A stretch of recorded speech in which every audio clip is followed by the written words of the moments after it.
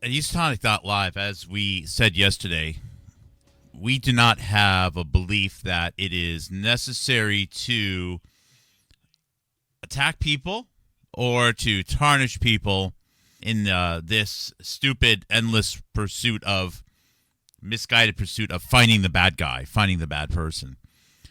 And the extensive amount of analysis and information archival and discussion launching points with Candace Owens lately is not to be interpreted as some sort of belief or statement expression of Candace Owens being the problem. In fact, Candace Owens is the solution, because Candace Owens is a gateway to being able to understand so much more than anyone ever thought.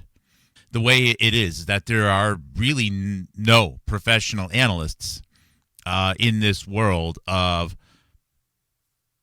podcasting, news, independent journalism, etc., other than myself.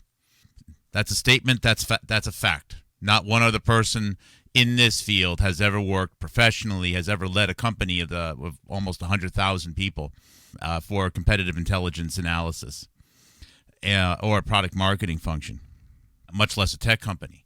This is what I do, and it's as it turns out, a highly transferable skill. Most people, they create noise, they create distraction, they throw out innuendos, lots of information, lots of incongruency. But you can get an idea of all of this, of how all of this landscape works, by understanding the rise and the support of Candace Owens, as well as the polarizing approach to viewing her either as a nationalist or racist or a liar or a traitor or a hero or a victim, whatever you want. It's all over the map right now. If you attack her, you're bad. If you attack her, you're good. If you defend her, you're bad. If you defend her, you're good. They're all kind of in on it. And although I've definitely made a few statements along those lines myself, as time goes on, the more I realize, wow, she's the best thing ever. As far as being able to learn more about the bigger picture, because clearly a decision has been made that she is not to be removed from visibility. Now, she might be, and if she is, it's going to be because of how much can be learned by studying her, by assessing her career. So I call today's one, Candace Owens Teaches Us, or I should even say also teaches us, about the Jeffrey Epstein AI Summit, about Jeffrey Epstein's connections with AI, supercomputers, the Human Genome Project, genetic medicine, going all the way back to the 1990s. We're even right now, only one or two hops from even talking about Kevin McKernan's boss, Eric Lander, who was appointed to a cabinet position under Biden and was Kevin McKernan's boss during the Human Genome Project. We've mentioned Eli Broad recently, who supported the Broad Institute. Steve Kirsch has come up. All of these things within the Jeffrey Epstein network. And again, it's all thanks to Candace Owens. Clearly, the stuff that I've been providing lately is easy to find. You don't need to be a brainiac. I mean, I'm pretty good I'm really good at what I do, but as far as my IQ capabilities, I have no idea how they rate to other people. What I do know is if I could do it, other people should be able to do it. And the fact that they aren't doing it can only be described as they are being told not to do it. Because there's no excuse that they haven't been able to do it. Because they can't possibly be so stupid that they haven't been able to figure this out. So that means that their job is to not present this information. I'm going to start off with a reminder here, and this is the Kickstarter photo for Candace Owens' company, Degree 180/Social Autopsy. Lovely bunch of young ladies. This is from 2015, early 2016. Candace Owens is probably about maybe 25 here, maybe 26. Forget her birthday off the top of my head. And the woman circled her name. She works for Teen Vogue now. She's been working for Vogue and a variety of other magazines. She has her degree at Columbia and Georgetown, and her name is Zoe Weiner. She blogs almost every day, and her dad, who passed in 2016, is named Mark Weiner. Zoe Weiner is the co-founder of this company, Social Autopsy, with Candace Owens. They are the two main names of the companies. These other individuals may have had a lot of success since then. They may be loaded, but none of their names have been on the big list. So this is Candace Owens, and this is Zoe Weiner. And if you go to HousatonicITS.com or Housatonic.live, we have a freely available archive where you could go to the W's. And because there is no Wikipedia page for Mark Stephen Weiner, I don't know why, but if you go there, you can get the photos from the memorial service, and you can also get the list of people who officiated and attended the memorial service of Zoe Weiner, the co-founder of this company that launched Candace Owens, that put Candace Owens into the Gamergate story with Milo Yiannopoulos and the Steve Bannon Network, was Zoe Weiner. And Zoe Weiner's father was Mark Weiner. So first, let's look at this officiating list here. The main eulogy was given by President Bill Clinton, lifelong friend going all the way back to the 1970s. The pallbearers are leadership within Rhode Island, including Yusef Jackson, which is Jesse Jackson's son. Jesse Jackson, remember, knew Candace Owens starting in 2007 when Candace Owens made two different race-based hate crime claims accusing up to 7 people, at least, in her high school. Before she even finished high school, she was already connected with Jesse Jackson. So it's odd that one of Jesse Jackson's best lifelong friends was the father of the person that Candace Owens starts a company with in 2015. Impossible coincidence, really. In other words, it's causal. Candace Owens' hate crime claims in high school must have been part of her entire career. And it starts with Jesse Jackson, and then it goes straight to the DNC. And for some reason, everyone else has missed this. How hard is that to say? It's not the fact that she is tooting a whistle and trying to get money. She's not a grifter. Yeah, I guess it's grifting, but I don't like using the word grifting because I think it undersells what's really going on here. If you understand the high school hate crime claims of Candace Owens and who was involved, you can understand the rest of her career, right up to where she is right now. No one has done that. Nobody. Jesse Jackson and the Jesse Jackson Clinton DNC network is integral to understanding it. And Mark Weiner in particular, Mark Weiner being from Rhode Island, and this other Rhode Island network also gives you a little bit of insight, as we will continue to see. Now, other main names that are on the honor board include Steve Bing, who supposedly committed suicide in 2020. He inherited $600 million, basically almost 2/3 of $1 billion from his dad, which he spent all of it in DNC donations, and then he dies.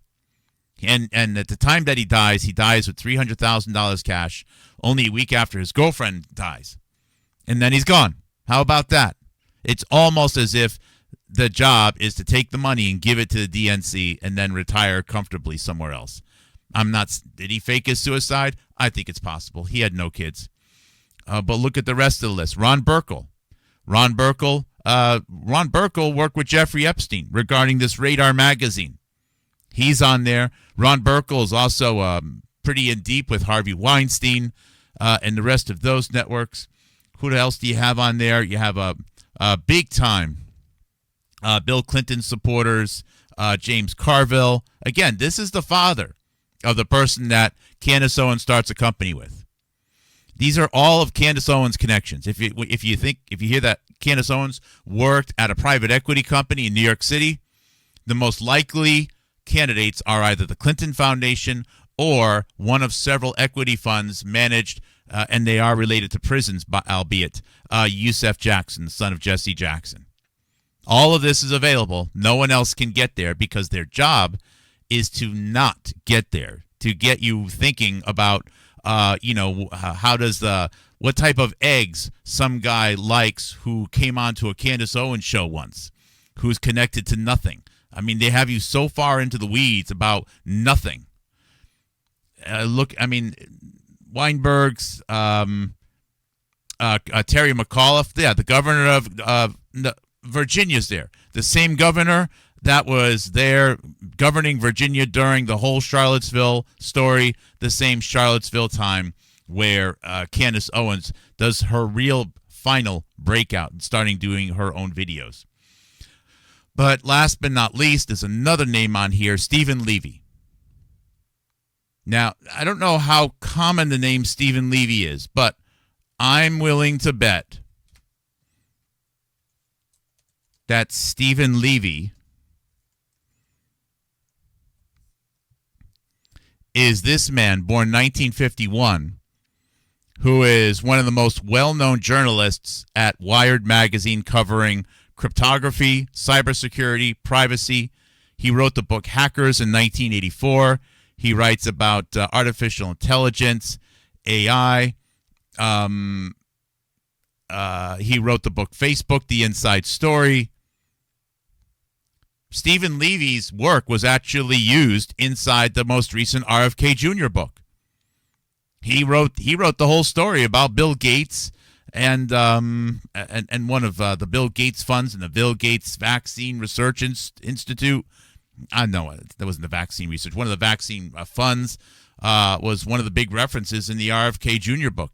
And I believe this is the same Stephen Levy that's also here. Stephen Levy also, wrote this heavily cited document regarding Jeffrey Epstein's Forgotten AI Summit. In other words, what you and what we are learning about Jeffrey Epstein is also coming from one, if not several people who were at the memorial service for the dad of the person that Candace Owens starts her company with. The Jeffrey Epstein mythology. I mean, who else was there? I mean, just look at the list. We know that Bill Clinton was on a Jeffrey Epstein plane. He's speaking at the memorial service.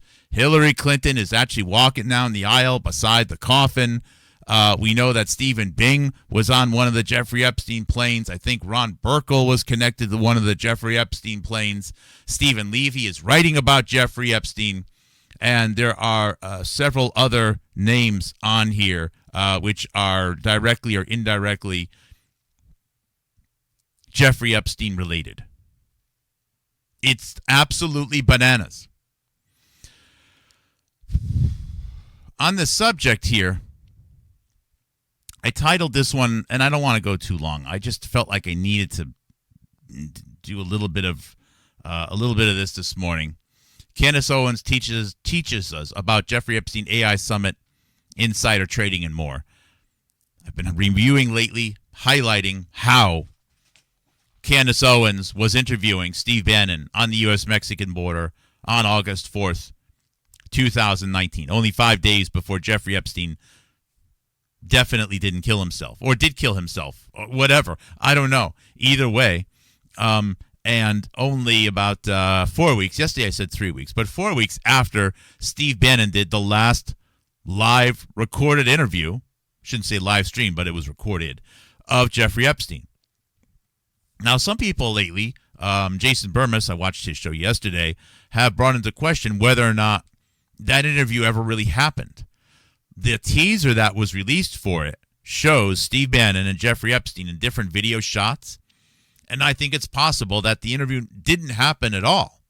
That maybe Steve Bannon was just teasing that one. I don't know. But it's totally possible, though. Why hasn't Steve Bannon released the videotapes?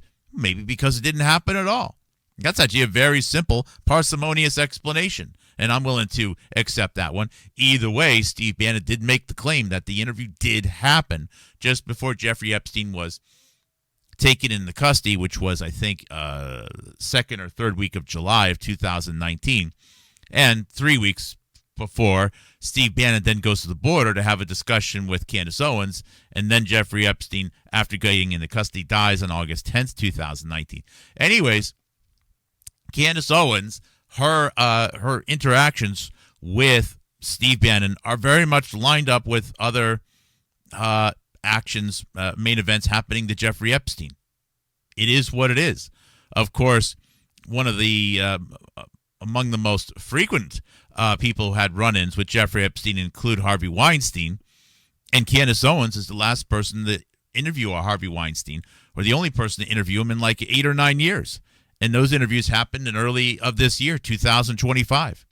So Candace Owens is either through her business partner and her business partner's family and family connections, or through Harvey Weinstein, or through Steve Bannon, or through, I mean, you name it.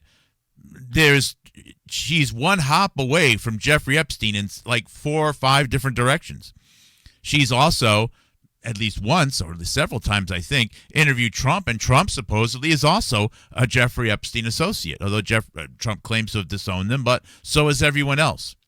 Anyways, that's another one right there. We're not going to hide from that one. That's how many people have worked with and have been friendly with 4, 5, 6, 7 people who are all Jeffrey Epstein associates, yet not, for some reason, been a Jeffrey Epstein associate directly themselves. That is actually a very weird list, but Candace Owens is the only one. So either that's a weird thing, or Candace Owens herself has also, perhaps even, interacted with Jeffrey Epstein. I'm not saying in a sexual way, but who knows? That is, I think, one of the reasons why you're feeling so much panic right now.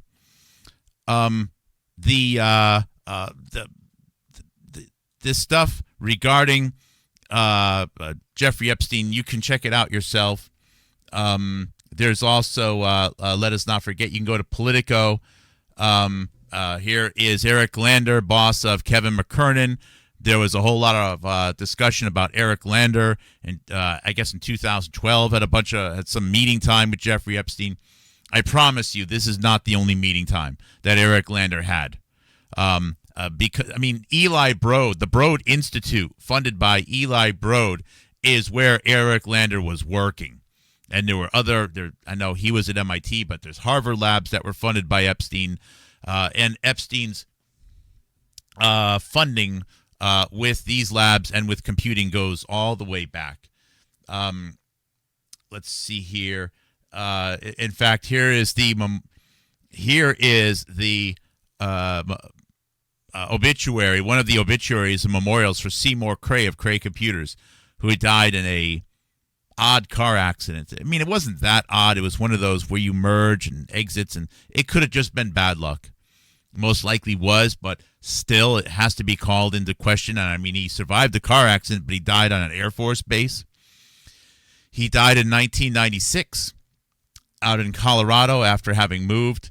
A lot of his patents and technology were used and discussed by a guy named Daniel Hillis. Daniel Hillis is one of the top lifelong collaborators of Jeffrey Epstein. In fact, Daniel Hillis also worked with the person who discovered RNA, Sidney Brenner, Joshua Lederberg, Minsky. All of these individuals are within this orbit, and right within the obituary of Seymour Cray is Danny Hillis. That's a big name in the world of AI and computing, and you can watch all kinds of interviews of Danny Hillis on YouTube, and you can see that the guy will lie straight to his teeth. He's a total fake. But he went on to work at Walt Disney Animation, after doing all of this work at the same time that he's recruiting people for various summits and meetings and fundraising throughout the 1990s with Disney, meaning he's definitely working with Harvey Weinstein to some extent and Jeffrey Epstein during those years. What's going on? Well, I believe that they are trying to become the cool people, and they're trying to sell themselves as having some sort of general subject matter expertise on where to invest the money going forward, finding Democrat donors, putting the money into the companies that need the money, getting good returns, and then suggesting to the people who are investing in those funds to give a nice, big, generous donation. Now they have all this extra money to maybe the Democrat Party. And there's your real Jeffrey Epstein story. And instead of anyone being capable of talking about that for more than 2 minutes, you have Jeffrey Epstein make some crass remarks with Steve Bannon like, you're going to love the massage, or I like young girls, or in Jeffrey Epstein's words, something like that. And whatever the crime is or isn't, the point is you could do anything you want. You could have the worst financial crime ever. You could start a war. You could arrange a pandemic and kill 1 million people, murder 1 million people. Nobody will talk about it because they will not be allowed to hear anything other than the sex crime. And that's exactly what seems to be happening with Jeffrey Epstein. So insider trading, this is a reminder. In fact, I started watching a Netflix documentary about Carlos Ghosn, and it's a Ghosn, who is a Lebanese man who was hired to be the CEO of Renault in France. And during his time as CEO, he also wound up becoming the CEO of Nissan and being a big part of Nissan Japan's recovery in the 1990s and early 2000s, became sort of a hero. And Carlos Ghosn was caught up in a lot of controversy towards the end with claims that I think something loosely to do with having knowledge that the Chinese were stealing secrets from Nissan or something like that, and money laundering, and I don't know. Something just doesn't quite add up with the whole story. The only reason I ever heard of Carlos Ghosn, which perhaps is sad, but is that it was a case that was investigated by the United States SEC, Security and Exchange Commission, with the officer being in charge of it, the wife of Peter Strzok, Melissa Hodgman. Now, another case that Melissa Hodgman was involved in was a very small U.S. company called CytoDyn, CytoDyn, who was making a monoclonal antibody or something like that. And they've been around for a while, CytoDyn, but their stock was really in the toilet for a long time. Now, just before, matter of fact, in 2019, CytoDyn had their SEC investigation mysteriously dropped. And their stock went up 30 to 50 times in the course of less than a year. That's amazing. In other words, if anyone had any information about CytoDyn in 2019 that they were going to drop the SEC investigation, we know Steve Bannon and Peter Strzok are well connected, so Steve Bannon would be a person that would have known, just saying. They could have made hundreds of millions of dollars easily. Now, on the flip side, if someone also knew that the SEC investigation drop against CytoDyn was going to be a bad move and that the stock was going to go back down, they could also make hundreds of millions of dollars on the flip side by shorting the stock, especially if they knew when to short the stock. This would be called insider trading. Again, if you know when the stock goes up, you're going to know when it's going down, and Steve Bannon also fits the bill. Isn't it odd that Steve Bannon and his connection with Peter Strzok and therefore SEC Enforcement Officer Melissa Hodgman would provide such insight? Now also consider the fact that there's only one person known in the entire world that attended the COVID Truth Summits in Europe that was from a publicly traded company. There was only one person from a publicly traded company in all of the COVID Truth Summits. You know who that was? A guy named Bruce Patterson of CytoDyn. In other words, who is followed by Meryl Nass and Robert Malone on Twitter.